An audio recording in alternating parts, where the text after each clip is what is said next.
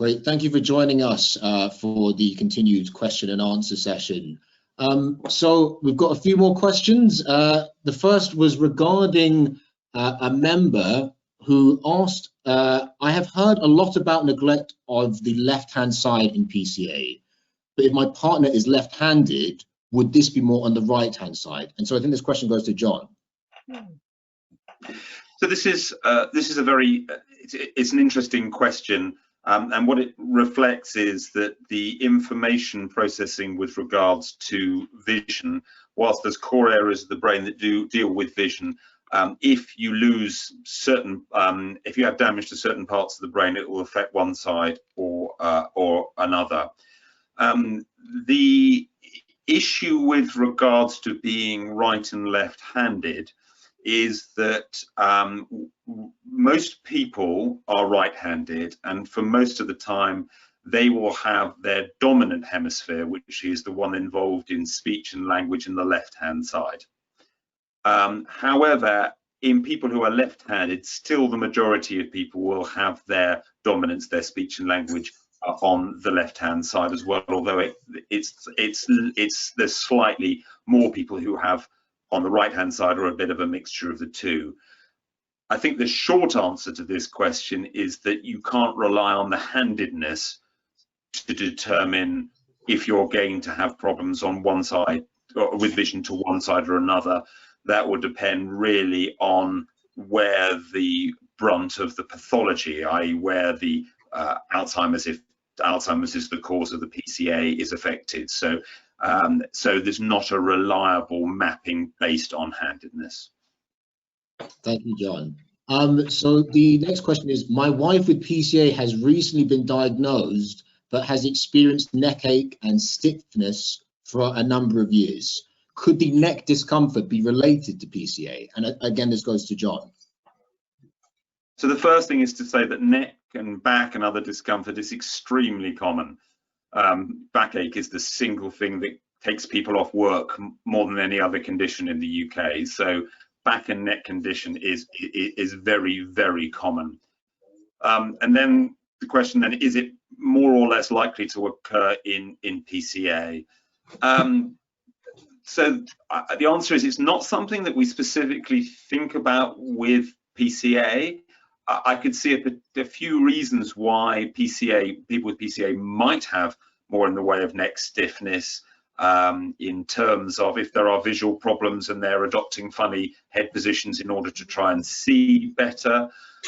Sometimes we think about PCA as being the visual form of Alzheimer's disease, but PCA can be due to other conditions, occasionally those related to Parkinson's, and so if there's a slowing which is related to Parkinson's, that can relate to neck stiffness.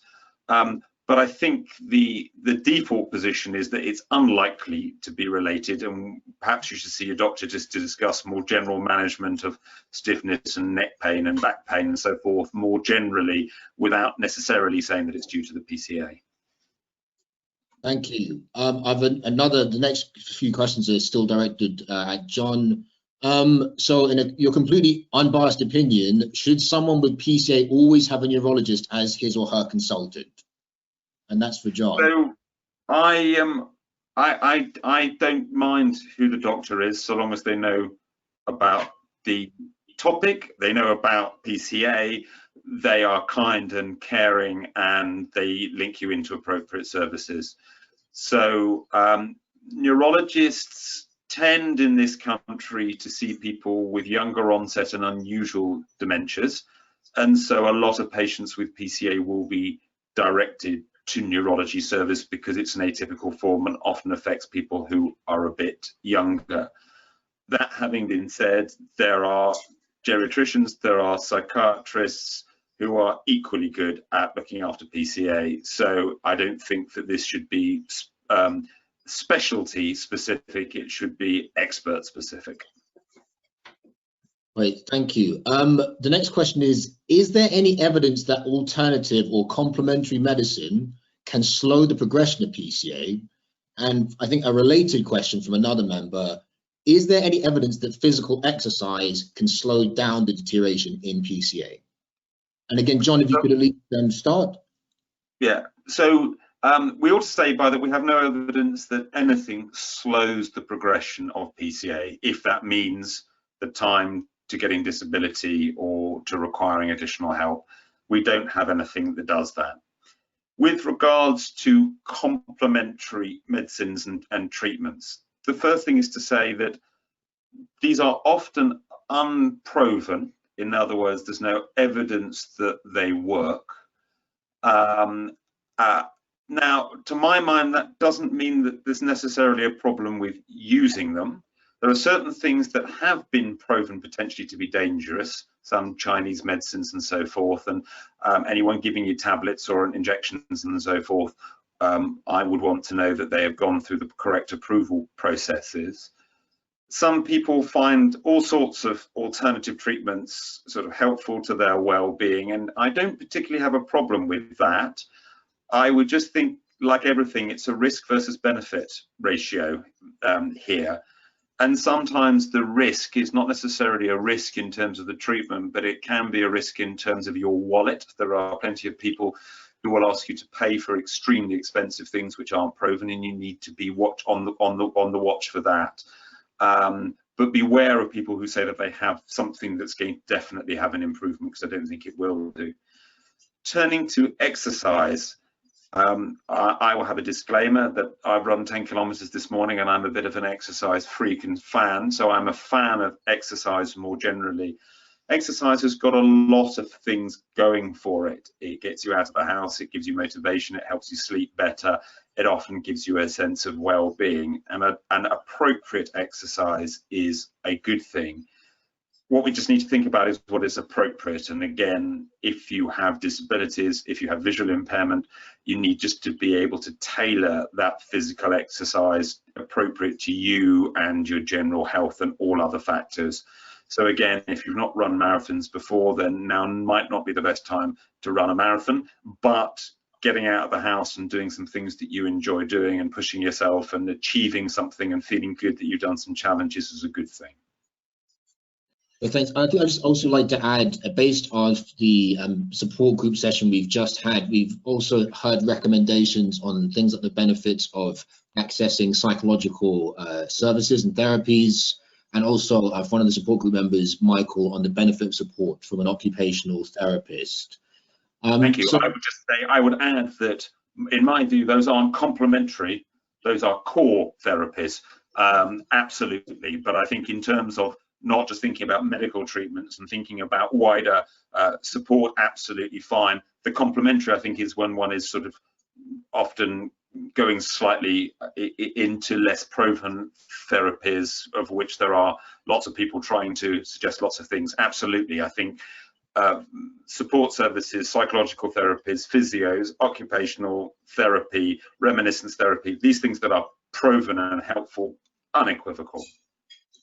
Great, thanks. And the next question. Trish, I think Trish is going to.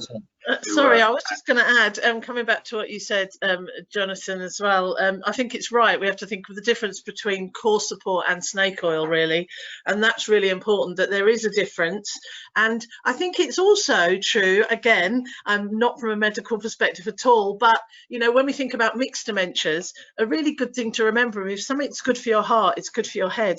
You know, the truth is we have to also avoid other episodes in the brain, strokes and other episodes. We need to keep a good cardiovascular system going to, you know, it won't necessarily have any impact whatsoever on the PCA, but it might prevent other episodes in the brain. That was just my point, I guess. Great, thanks.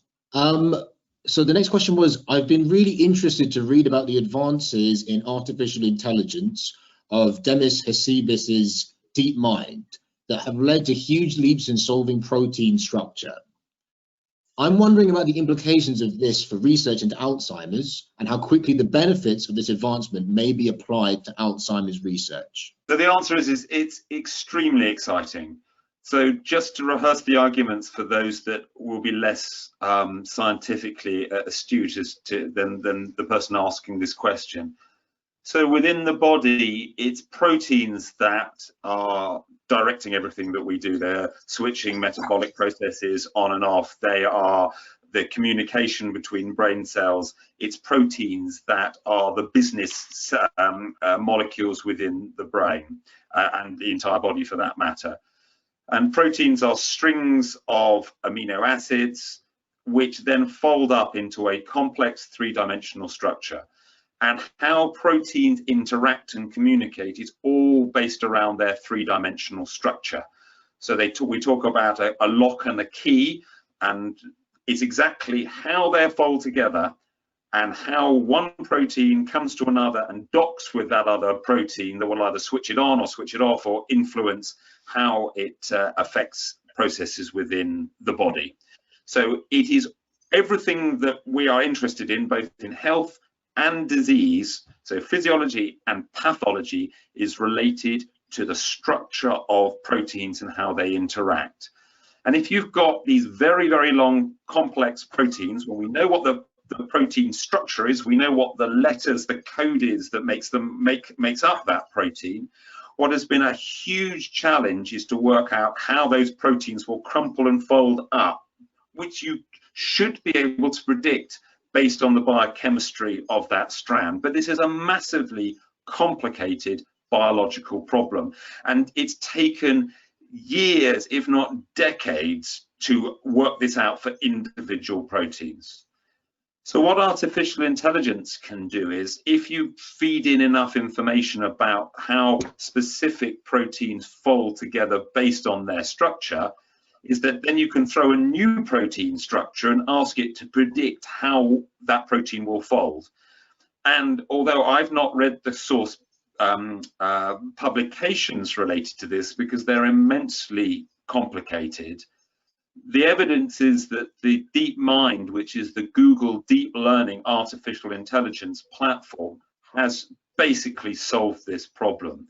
And they are able to take a protein and predict within 99% certainty how it's going to fold up and what it looks like in 3 dimensions. But this is a monumental advance because this is taking work that takes years or decades to do and potentially being able to do this phenomenally quickly. And if this is the case and it can predict things very well, once we know what the protein structure is, we can, for example, look for new drugs that might block that protein and stop it from interacting with other proteins or enhance it. And the way that this works is that there are drug companies or universities that have got banks of thousands of possible chemicals and drugs. And they can then run this through a computer simulation saying, well, if the protein looks like this, and does this one fit in? No, it doesn't. Does this one fit in? No, it doesn't. Ah, that one fits perfectly. That might be the drug target that could block that protein or could enhance it. So potentially, this is a massive advance in terms of rational and intelligent design of new drugs, very specifically towards the proteins and the protein abnormalities. So that's the sort of general, the devil is in the detail and how this works, but there's potential that this could speed things up hugely. So I hope that's a reasonably succinct answer to a complicated question. Great, thanks. For the next one, just to actually share a message. So this is, again, from one of the RDS members. They say, message for people with PCA and carers, never be ashamed to say to people that you have a problem. It will help them understand if you do something that isn't considered normal. Absolutely. We can't solve a problem unless we can name it and talk about it. And we learnt about this the hard way with cancer. If you bury it away, you can't make progress. You can't make progress scientifically. Also, if you don't share experiences, then other people won't learn from them, and that's both the medical professions, the carers, the support services, and individuals. And if we are, as we've alluded to many times here, one of the issues of these delayed diagnoses that people aren't aware of these conditions, and it's our responsibility as the researchers and the doctors and the support service, like through RDS, is to bring this to people's attention. Everybody has the right to share what they want or what they don't want about their own diagnosis, but those of you who are brave enough to do so is extremely helpful to us and to other people, is my view. Yeah. But also, no one should feel compelled to. And if you want to keep things private to yourself, that's entirely fine. Completely, John. I can't agree with you anymore. Something that we say regularly to our members is that they are the experts in their own right about these conditions. They're the people with the diagnosis, their family, their friends. And so just to reiterate that they are their expert team, we're learning every single day from their experiences. And I was going to add to that as well, beautifully described sort of idea that it's people's own position to decide what to share. But what I will say is family and friends, particularly, you know, more distant friends and acquaintances, they're not going to say anything because they're worried that they're going to say the wrong thing. They're never going to say a word. So the person who has to say it is the person living with it or living close to the person living with it. They have to be the people ultimately, eventually, that say something to their friends. And it usually is a better explanation to what's happening than saying nothing, because then people make their own minds up, and that can be a lot worse. I quite agree. And I often have people sort of saying to me, you know, we've not told our friends or family, should we tell them? And my view on this is, number one, it's entirely personal. Number two is that, one, you'll find out who your friends and family are. And if you tell people and they don't want to support you, well, you know, that's fine. They aren't people that you want to have around. And thirdly is, don't underestimate that people often know what's going on, and people are afraid of the unknown, and they're afraid of being rude, and they're afraid of putting their foot in it. And often it's a relief when someone says, actually, I've got PCA. People go, I've known something's not right for ages, but I couldn't put my finger on it. I didn't want to offend you, etc. How can I help? And often that's, you know, it's actually people feel a sense of relief that they've been holding on to some secret, and when you share it, actually it makes life easier. Yeah. So the next one was, is there a phone/mobile that is easy for people with PCA to use, especially reading/replying to text WhatsApp messages? I know there are a few apps for helping those with sight issues, but haven't had any success with these. I think, if you don't mind me jumping in, You're probably the expert here. Yeah, I guess something to bear in mind is organisations like the Royal National Institute for the Blind have got a shop full of products which you can check out, and I think their returns policy is pretty accommodating, because again, there is an element here of, yeah, the fact that there is a bit of trial and error. And a particular challenge here is that while, again, a lot of people think of PCA as this visual form of dementia or Alzheimer's disease, you do have people who have a lot of these changes in sense of spatial awareness that aren't strictly visual. So even, it was once really well summarized to me by a participant who said, even if I got 3 buttons on a phone, actually sometimes I've got difficulties with jumbling up left and right. So even that, I can actually sometimes struggle to reliably get to the right button. And unfortunately, at least what I'm hearing anecdotally from a lot of people who've used the RNIP shop, some bits of tech seem to be designed more in mind for someone who has a very focal visual problem. So whether, again, that's because it's arising from an eye condition, or whether it's a brain sight condition arising from something, say, like a stroke, but it's still something which is very much purely visual.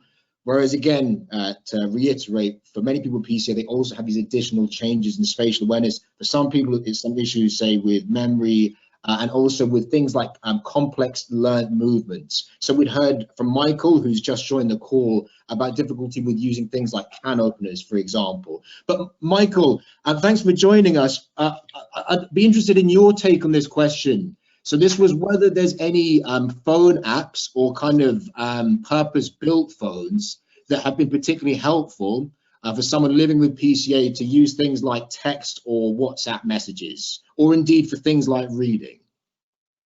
The thing what's on my tablet, it's actually an app where it does my spelling for me. There's a small symbol of a microphone, and I just hit that, and then I just talk into it, and then it predicts what I'm going to what my speech is, and actually writes it out for me. But I've actually got into a lot of technology for the like of appointments, meetings. It goes on my calendar on my tablet. The tablet then transfers it to my phone. My phone then transfers it to my watch.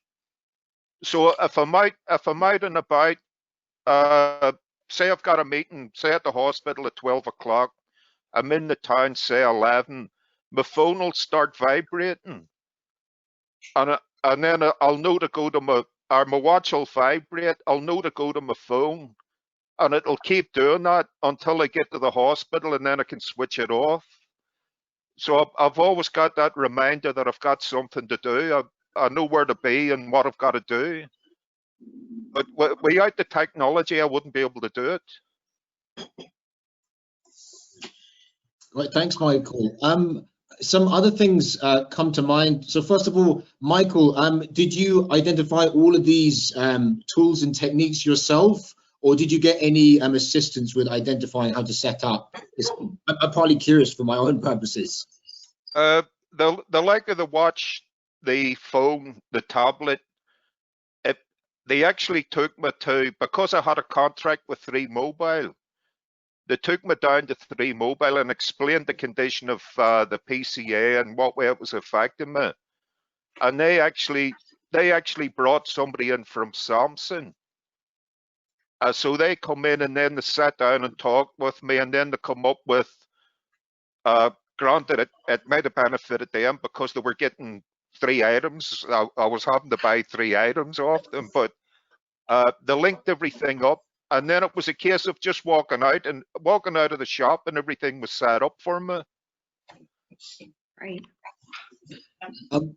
Thanks. So something you bring to mind how at a previous support group meeting, we actually had someone who's called, I think, a technology evangelist from Microsoft, Hector Minto, who presented on some accessibility features of Microsoft devices. So things like Word, Outlook, and I was quite impressed by the amount of flexibility, because a lot of these were developed for people who have developmental dyslexia. So people who will have reading difficulties, you know, in their early teens, say, whereas actually for a lot of people with PCA, they have what's called acquired dyslexia. So arising again from some of the pathological involvement we've heard discussed earlier, particularly areas towards the very back of the brain.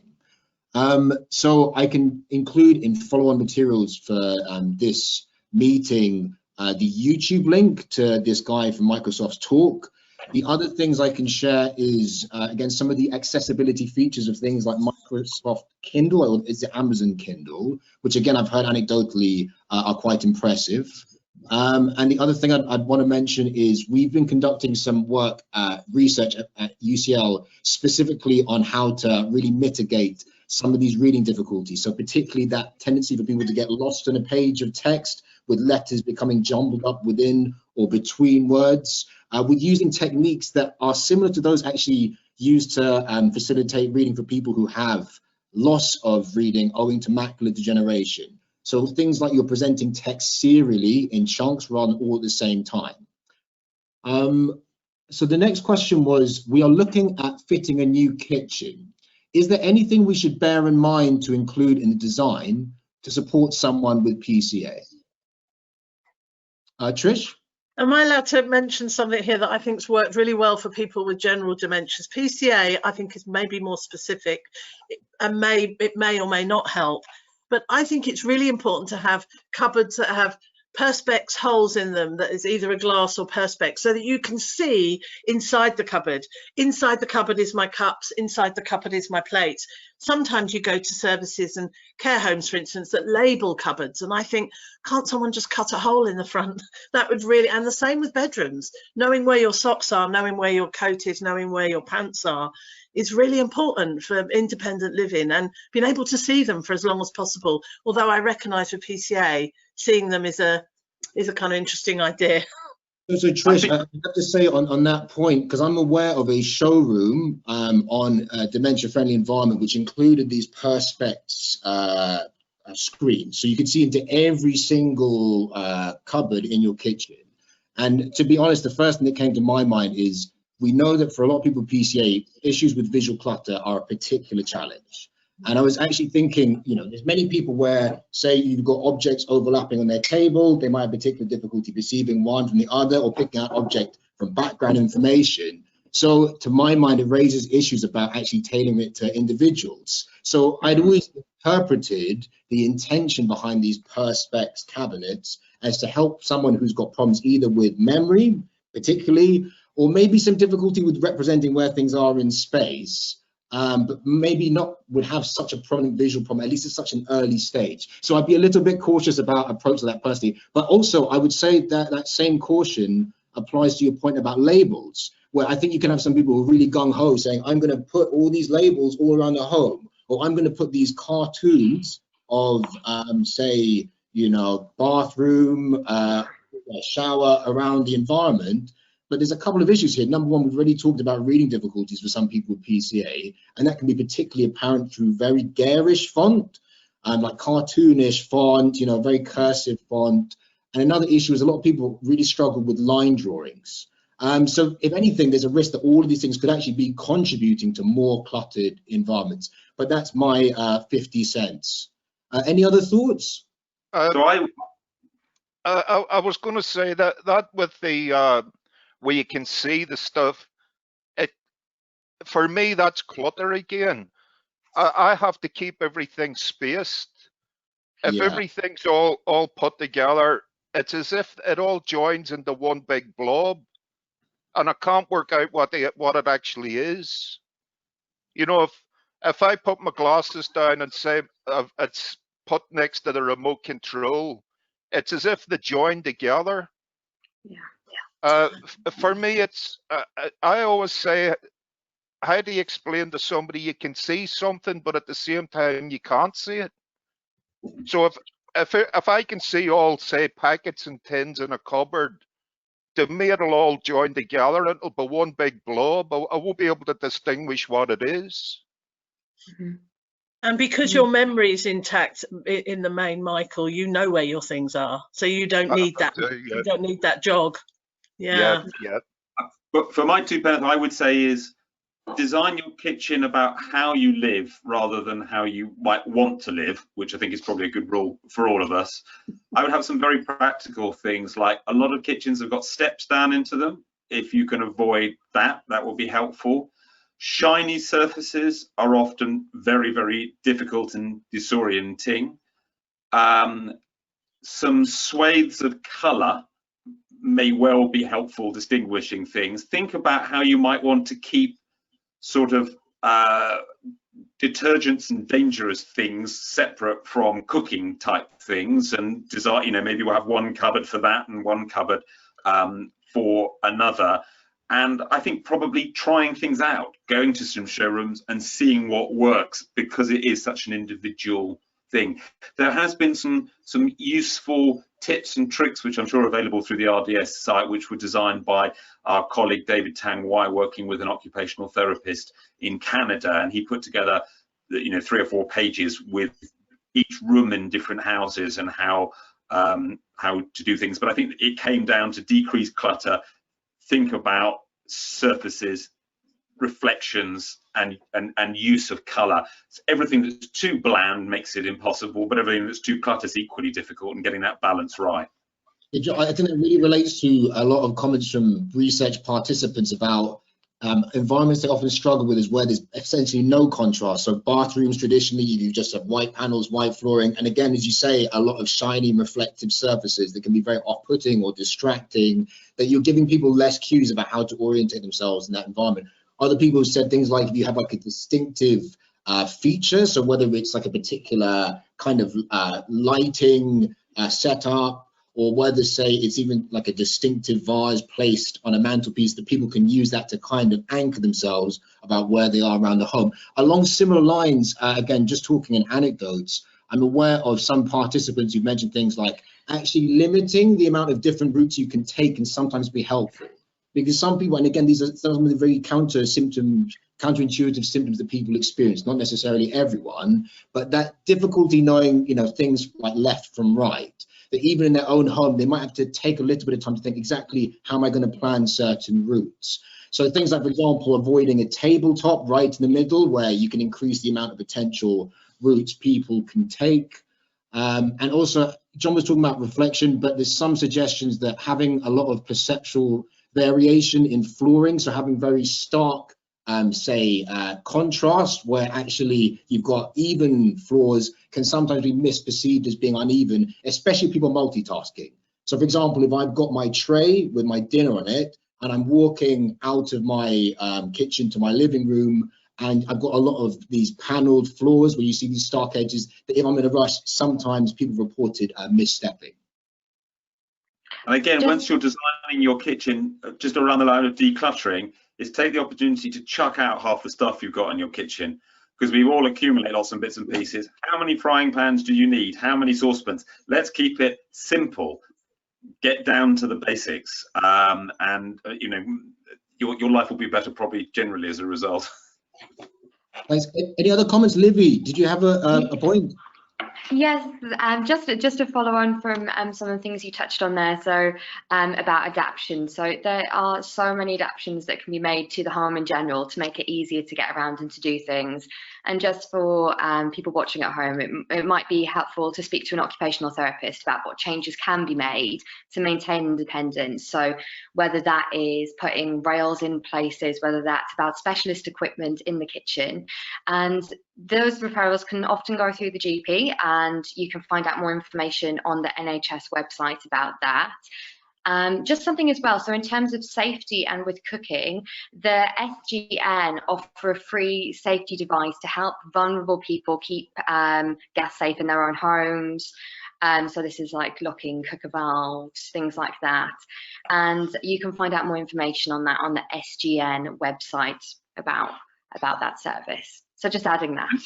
And you can also take the opportunity to get the fire service involved as well, to make sure that you've got smoke alarms, and if you are hard of hearing or have vision difficulties, various methods to keep you safe.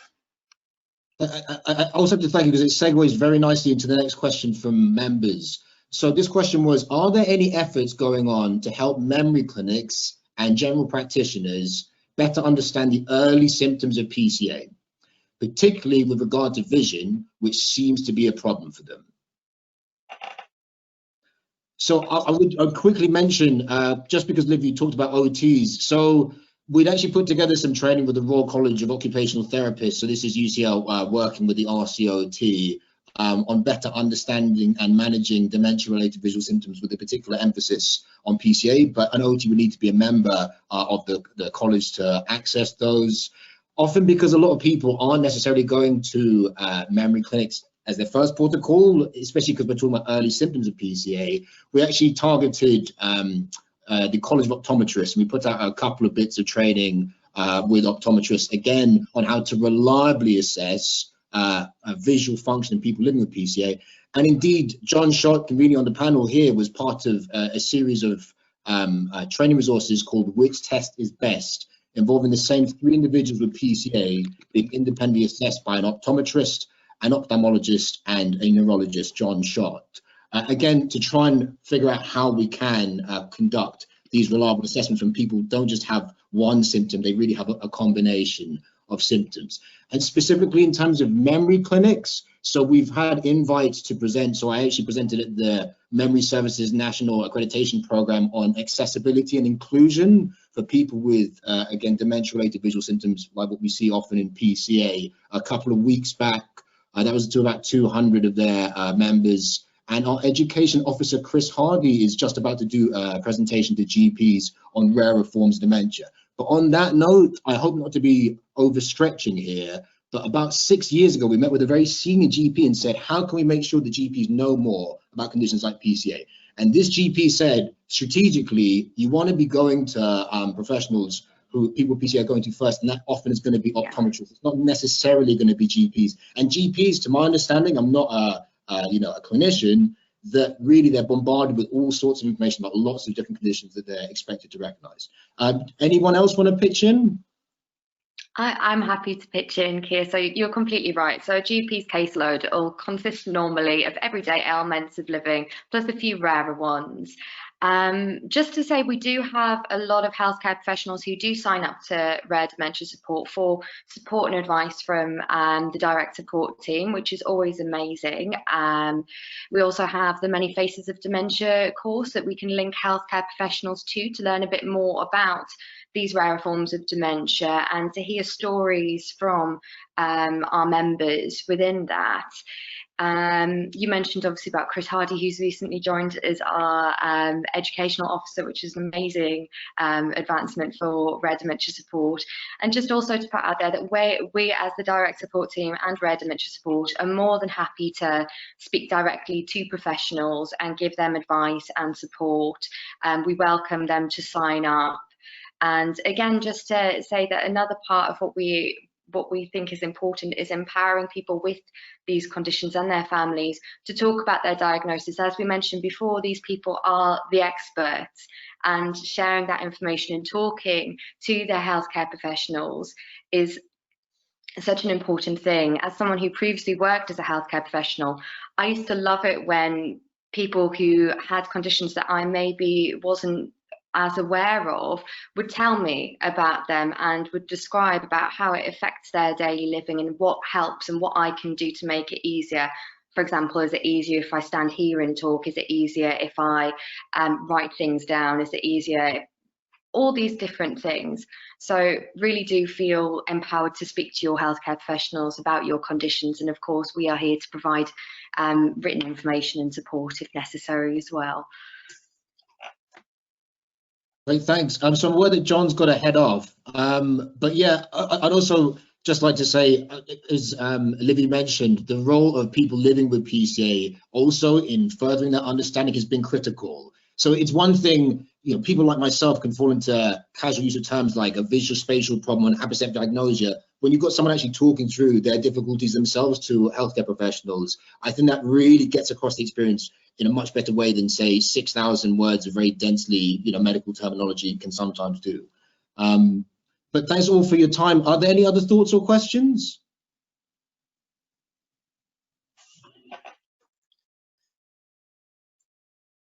Good. Great, thank you. All the best. Thank you. Thank you. Thank you. Thank you.